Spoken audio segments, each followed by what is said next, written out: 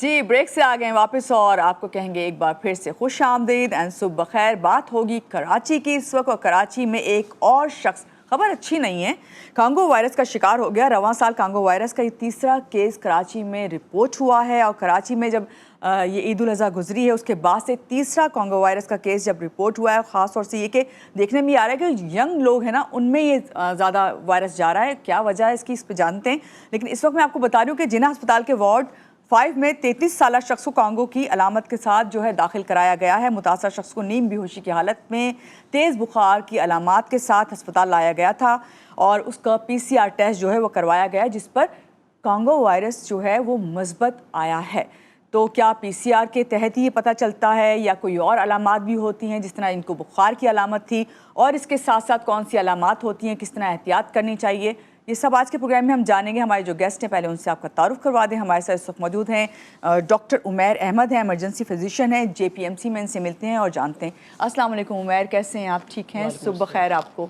वालेकुम अस्सलाम इस्मान, और thank you so much. I am fine अल्हम्दुलिल्लाह। आप कैसे हैं? ठीक है, मैं बिल्कुल ठीक हूँ। पहले आपका शुक्रिया कि आप इस वक्त आएँ और ख़ास इस टॉपिक को हम जो है इस वक्त आपसे जानेंगे, ख़ास तौर से कांगो वायरस के बारे में कि जो कांगो वायरस है ये असल में क्या है, क्या ये वायरस जानवर से ही फैलता है या कोई और भी रीज़न होती है?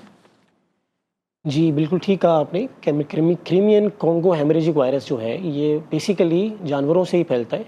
ये एक टिक्स होती है हमारे पास, जो आप समझें कि जानवरों की जुएँ होती हैं जी, उनसे इंसानों में ये फैल सकता है। तो इसीलिए ईद उल अज़हा के मौके पे या गर्मियों में ख़ास तौर पे ये इंसानों तक फैल सकता है। और हाँ, अगर कोई इंसान कांगो का शिकार हो जाए तो उस इंसान से दूसरे इंसानों में ये फैल सकता है थ्रू बॉडीली फ्लूइड्स। जी, जिस तरह के HIV की बीमारियां भी फैलती हैं बॉडीली फ्लूइड से, सिक्रीशन से, सलाइवा से, थूक से, यूरिन से, फीसिस से। तो डिफरेंट बॉडीली फ्लूइड से ये इंसान से भी फैल सकता है। लेकिन इंसान सबसे पहले जो इन्फेक्ट होगा वो किसी टिक से ही इन्फेक्ट होगा, जानवर के किसी टिक से। अच्छा, आपने अभी ये कहा कि ये जानवर के टिक से जो है इन्फेक्ट होगा और फिर ये अलामात ज़ाहिर होंगी। ज़रा ये थोड़ा सा बताइए कि अगर जैसे ईद कुर्बान तो ज़ाहिर बात है हर साल आती है, और क्या इसके बाद ही इसी तरह के केसेस आते हैं? और अगर आते हैं तो डॉक्टर साहब ईद कुर्बान के वक्त जानवर तो हर एक के घर होता है और उसके बीच में हम सभी रह रहे होते हैं, बच्चे भी हैं, बड़े भी हैं, बूढ़े भी हैं। तो क्या हमें कौन सी पहले ही एहतियात कर लेनी चाहिए ताकि हम इस वायरस का शिकार ना हों? वेरी गुड क्वेश्चन मिस मानुल। इसका जवाब ये इस तरह से कह सकते हैं कि सबसे ज़रूरी तो एहतियात है। आपकी हाइजीन सबसे ज़रूरी है। आपकी हैंड वॉशिंग हाइजीन जो है, आपकी जो सैनिटरी हैबिट्स हैं उनको आप इम्प्रूव करें। और इस अगर हम प्रिवेंटिव मेजर्स की बात करें तो ये थोड़ा सा पीछे से शुरू होते हैं। उसमें ये है कि जब आप कोशिश करें बच्चों को और बड़ों को कम से कम, अगर आपके एरिया में, लोकेलिटी में, जैसे पाकिस्तान में फॉर एग्जांपल आपको कोई केसेस प्रेजेंट हो रहे हैं तो जानवर से एक्सपोजर कम से कम रखें फैमिली मेम्बर्स का। और अगर जानवर के पास कोई बड़ा जा रहा है, बच्चा जा रहा है, तो वो ग्लव्स का इस्तेमाल करें। एंड अगर आपने जानवर घर पे पाले हैं, स्पेशली लाइफ स्टॉक, गायें, बकरियाँ, भेड़ें, भैंसें, इस तरह के जो जानवर हैं, तो उनको भी आपने कोशिश करनी है साफ़ रखने की। उनको ऐसे हाथ नहीं लगाना डायरेक्टली, कोशिश करेंगे ग्लव्स पहन के रखेंगे और मास्क वगैरह पहनने की भी एहतियात करेंगे जी। और बस सफाई सुथराई से ही। डॉक्टर साहब, इन खबरों से, जैसे अभी ये न्यूज़ में बता रही थी कि कराची में अभी जो हॉस्पिटल में लाया गया और 33 ईयर्स यंग, हमने ये देखा है कि यंग जो है अमवात भी हुई हैं इसके अंदर। यहाँ पे ये कि अलामात क्या होती हैं कि वो तो बुखार के उसमें आए, क्या और भी कोई अलामात होती हैं? अलामात कितने अरसे में ज़ाहिर होती हैं? मैडम सैडली प्रॉब्लम ये है कि जो कांगो फीवर है इसकी बाकी सारी अलामात किसी भी वायरल हेमरेजिक फ़ीवर से मिलती जुलती हो सकती हैं। मलेरिया, डेंगू और जितने दूसरे वायरल इन्फेक्शंस हैं उनकी और इस वायरस की अलामात तकरीबन एक जैसी होती हैं। लेकिन जो ओनली डिफरेंशिएटिंग फीचर जो है, जो डिफरेंट फैक्टर है, वो सिर्फ ये है एनिमल एक्सपोजर। कांगो का सिर्फ एक ही डिफरेंशिएटिंग फीचर है और इसकी फेटेलिटी 40% से ज़्यादा है। मतलब अगर 100 लोगों को कांगो इन्फेक्शन होगा और वो ट्रीटमेंट करवाएंगे तो 40% लोगों को अमवात हो जाएंगी। तो ये कंटीजियस है? This is contagious, human to human transfer है, तो दिस इज़ कंटीजियस। तो इसमें फिर जो अलामात की आपने बात की, अलामात सेम मलेरिया, डेंगू और किसी भी वायरल फीवर की सेम रहती हैं। लेकिन अगर उस पर शॉर्ट टर्म में बात करें तो एनिमल एक्सपोजर के बाद 1 से 3 दिन के अंदर अगर आपको बुखार आने लगे, उल्टियाँ, मतली होने लगे, बॉडी में दर्द रहने लगे, और अगर हेमरेजिक फीवर के अलामात ख़ास तौर पर मिले, यानी कि बॉडी में रैशेज़ मिलने लगे, नाक से, खून से, फीसिस से, यूरिन से, कहीं से भी खून आने लगे, तो ये बहुत सेंसिटिव अलामात हैं, आपको फ़ौरन अस्पताल जाना चाहिए।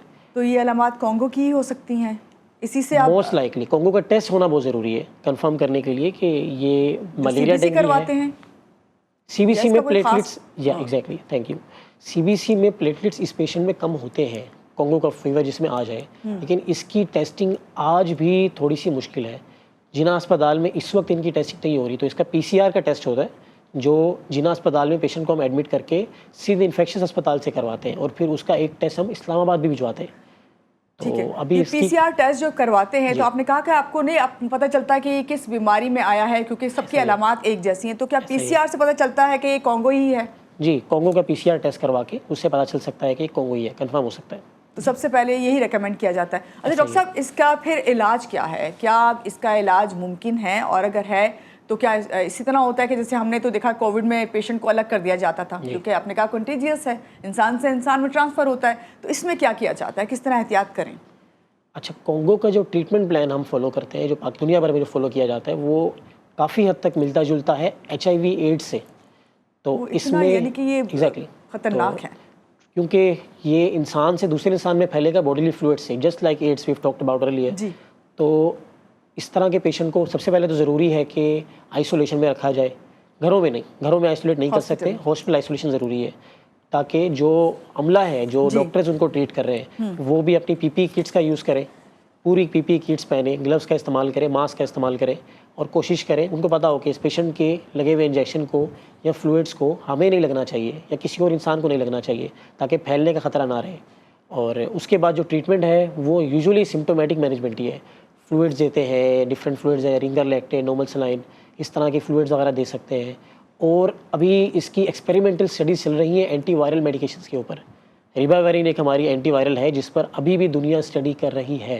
तो एक्सपेरिमेंटल बेसिस पर ट्रीटमेंट में हम पेशेंट्स को with of course the consultants on board देते हैं आजकल की तारीख में। जी। तो उस पर अभी हमारे पास सफिशिएंट डेटा नहीं है, but we will get to know कि अगर उससे पेशेंट सर्वाइव कितना % कर रहे हैं। जी डॉक्टर साहब, आपने खुद बताया कि इतना ख़तरनाक है कि ये जानलेवा होता है, तो क्या इसका जब इलाज इस तरह मुमकिन है कि जानलेवा ना हो? क्या यही इसका एंड है कि भाई इंसान जान से जाता अगर सही इलाज ना हो? अब ठीक कह रही है, लेकिन सबसे आपने जो पहले एक बात की कंटेजियस की, तो the problem is the contagious part. This is an outbreak, this is an endemic, this is an epidemic. तो सबसे ज़रूरी ये है कि अगर किसी को कोंगो वायरस हो गया है तो वो स्पेसिफिक इंडिविजुअल आइसोलेट हो जाए। ऐसा ना हो कि वो इन्फेक्शन वो अपने पूरी फैमिली में, अपने पूरे एरिया में, लोकेलिटी में फैला दे और वो फिर फैलता ही जाएगा, क्योंकि human to human transfer possible है। तो सबसे ज़रूरी पार्ट वो है। तो सबसे पहले आइसोलेशन बहुत ज़रूरी है, पेशेंट का पता चलना बहुत ज़रूरी है, इसीलिए हॉस्पिटल में आना लोगों का बहुत ज़रूरी है अगर उनको फीचर्स शो होते हैं, उनकी अपनी फैमिली की सेफ्टी के लिए। जो भी अलामात बताई हैं सो डॉक्टर साहब ने, अगर आपकी अलामात हैं तो आपको फौरी तौर पे जो है हॉस्पिटल जाना है, डॉक्टर के पास जाना है। डॉक्टर उमैर हमारे साथ हैं, इनसे मज़ीद बात करूँगी। निगलेरिया ये भी बहुत कॉमन है, कुछ ऐसी बीमारियां हैं जो अब हमें पहले इतना नहीं नॉलेज थी, जाहिर बात है अवेयरनेस नहीं थी, लेस अवेयरनेस की वजह से पता नहीं होता था, लेकिन अब अवेयरनेस आती जा रही है। डॉक्टर साहब, ये निगलेरिया वैसे है क्या? क्या ये भी ये जो ख़ास तौर से ये मौसम है, इसमें क्या इसका क्या पानी से कोई ताल्लुक है? गंदा पानी, ख़राब पानी, ये क्या या क्या कहेंगे? निगलेरिया किस तरह होता है? मुझे वाकई इतनी अच्छी नॉलेज नहीं है इसकी। मैं चाहती हूँ जिस तरह मुझे नहीं है ना, वहाँ पे भी जो लोग बैठे देख रहे हैं वो हमें देख के समझना चाह रहे हैं। और क्या आप बताएंगे निगलेरिया है क्या, इसका क्या इसके भी सेम सिम्टम्स हैं? जी मिस मानूर, इसके सिम्टम्स थोड़े से डिफ्रेंशिएटिंग है, थोड़ा डिफरेंट है इससे, लेकिन अगेन निगलेरिया का कोज अलग है, निगलेरिया के सिम्टम्स अलग है, निगलेरिया का ट्रीटमेंट डिफरेंट है। तो सबसे पहले अगर हम बेसिक डिफरेंस याद रखें तो कोंगो एक वायरस है, ठीक है, लेकिन निगलेरिया एक एमीबा है। तो जो हमारे नाजरीन जो हैं, जो साइंस पढ़ चुके हैं, वो दोनों का डिफरेंस समझते हैं। निगलेरिया स्टैग्नेंट वाटर से पैदा किए हुए एमीबा से इंसान में लग सकता है, और स्टैग्नेंट वाटर में फिर स्विमिंग पूल्स आ जाते हैं, आपके नदी नाले भी आ जाते हैं। वो पानी जो एक जगह पे खड़ा रहे, उसमें जो एमीबा पैदा होता है, उसमें निगलेरिया फ्लोरी का एमीबा पैदा हो सकता है। और जो लोग उसमें स्विमिंग करते हैं, नहाते हैं, उनमें नाक के ज़रिए ये निगलेरिया दिमाग तक जा सकता है। इसीलिए निगलेरिया फ्लोरी का दूसरा नाम है ब्रेन ईटिंग एमीबा। ठीक है, तो इसमें जो फीचर्स होते हैं वो हमें CNS इन्फेक्शन के, दिमाग के इन्फेक्शन के फीचर्स होते हैं। और उसमें फिर मरीज़ का अपने होश में ना रहना, झटके पड़ना, बिल्कुल गर्दन अकड़ जाना, इस तरह के अलामात ज़्यादा इसमें शो होते हैं। मतलब फीवर वगैरह भी रहता है, मगर नोजिया वोमिटिंग से हटके, जैसे कि उसमें मैदे के अलामात ज़्यादा हैं, इसमें दिमाग के इन्फेक्शन के अलामात ज़्यादा हैं। डॉक्टर साहब, काबिल इलाज है फिर ये? अच्छा, निग्लेरिया फ्लोरी का सैडली फेटेलिटी रेट 95% से ज़्यादा है। तो अगर किसी को निग्लेरिया डायग्नोस हो जाए तो मोस्ट लाइकली वो पेशेंट सर्वाइव नहीं करता। तो निग्लेरिया इस हवाले से ज़्यादा ख़तरनाक है, मगर निग्लेरिया का ह्यूमन टू ह्यूमन ट्रांसमिशन नहीं है, तो वो कंटेन हो सकता है अगर वो आप पानी के लेकिन सोर्स को इतना clear कर दें। खतरनाक है क्योंकि आजकल जो मौसम है ना, लोगों को ये इसीलिए कहते हैं कि एक तो वो सी साइड पे ना जाएं, स्विमिंग ही है। पूल्स, फार्म हाउस बहुत जाते हैं लोग, उसमें ख्याल करना चाहिए। अगर जा भी रहे हैं तो वहाँ पे उसको क्लीन करा के उस वाटर को जो है इस्तेमाल किया जाए। अच्छा, आपने कहा कि ये इतना खतरनाक है कि 95% जो है ये जानलेवा है, तो इसमें क्या एहतियात करनी चाहिए लोगों को? अच्छा madam, that's a very good question. सबसे इम्पोर्टेंट रीज़न यही है हमारी आज के सेशन का। तो मेरा ख्याल है सबसे ज़रूरी जो इसमें बात है, जो स्विमर्स हैं ख़ास तौर पे, उनको चाहिए कि एक नेज़ल पिंच होती है, एक हमारे पास डिवाइस होती है जो स्विमर्स यूज़ करते हैं नाक को बंद रखने के लिए ड्यूरिंग स्विमिंग, उसका इस्तेमाल बढ़ाना पड़ेगा अगर आपके एरिया में कहीं पर आपको निग्लेरिया सस्पेक्ट हो रहा है। सेकेंडली, जो स्विमिंग पूल्स के पब्लिक पूल्स के ओनर्स हैं, उनका ये काम बनता है कि एक्टिवली क्लोरिनेशन करें अपने स्विमिंग पूल्स की जी। और आई थिंक ये दो मेन एहतियात है, इनको कंट्रोल करके निग्लेरिया से बचा जा सकता है। क्योंकि जो ज़्यादातर केसेस रिपोर्ट हुए हैं वो रिवर पॉन्ड से भी ज़्यादा स्विमिंग पूल्स में रिपोर्ट हुए हैं, जो प्रॉपर क्लीनिंग नहीं करते। अमीबा इन्फेक्शन है, एक जरासीम है जो गंदे पानी में ही पैदा होगा। तो अगर आप पानी की क्लोरिनेशन करवाएंगे, सफाई रखेंगे अपने स्विमिंग पूल्स की, तो वो पैदा नहीं होगा, उससे बिल्कुल बचा जा सकता है। और अपने पानी के जो टैंक्स हैं घरों के, उसको भी बहुत ज़रूरी है कि उसको भी सफाई कराएं। अच्छा, क्योंकि अक्सर होता है ना कि आपने कहा ना नाक के ज़रिए, ज़रूरी नहीं कि आप स्विमिंग करने जाएं तो आज स्विमर है तो आप वज़ू करते हैं, बिल्कुल ठीक है। उसमें भी आपको ये मसला हो सकता है। और अभी आपने कहा कि ब्रेन डैमेज होता है सबसे पहले, इसमें ब्रेन डैमेज होने की आपने जो बात की, इसके लिए टेस्ट कौन सा होता है डॉक्टर साहब? मैडम, निग्लेरिया के लिए भी पीसीआर और इसी तरह की सीबीसी टेस्टिंग और इस तरह की चीज़ें की जाती हैं। निग्लेरिया के बहुत स्पेसिफिक टेस्टिंग नहीं है आज की डेट में। तो लेकिन ये सारे के सारे रेयर केसेस हैं हमारे पास। जैसे कि कोंगो के पाकिस्तान में इस साल I think only 3 cases present हुए हैं, और फिर जो जिना में हमारे पास केसेस आए उनमें से एक पेशेंट की वजह से हमने 2 डॉक्टर्स की टेस्टिंग की बाद में, तो कंफर्म केसेस 2 से 3 ही इस साल प्रेजेंट हुए हैं। क्योंकि ह्यूमन प्रेजेंस है ना, आसपास टच है, तो इसकी वजह से। डॉक्टर साहब, मैसेज क्या देंगे सबको? निग्लेरिया हो, कोंगो वायरस हो, मलेरिया हो, डायरिया हो, हम हर एक पे बात करते हैं, लेकिन इस वक्त कोंगो वायरस और हम निग्लेरिया के बारे में आपसे लोगों के लिए मैसेज चाहते हैं, छोटा सा message. Thank you miss Manur.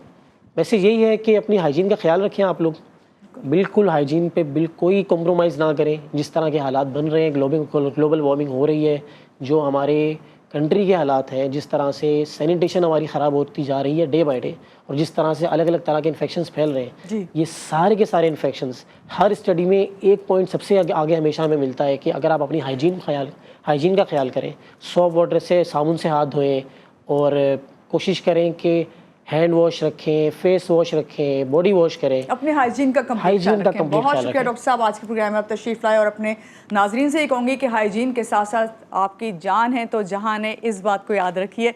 यहाँ लेंगे एक छोटी सी ब्रेक के बाद वापस आते हैं, रहिएगा हमारे साथ।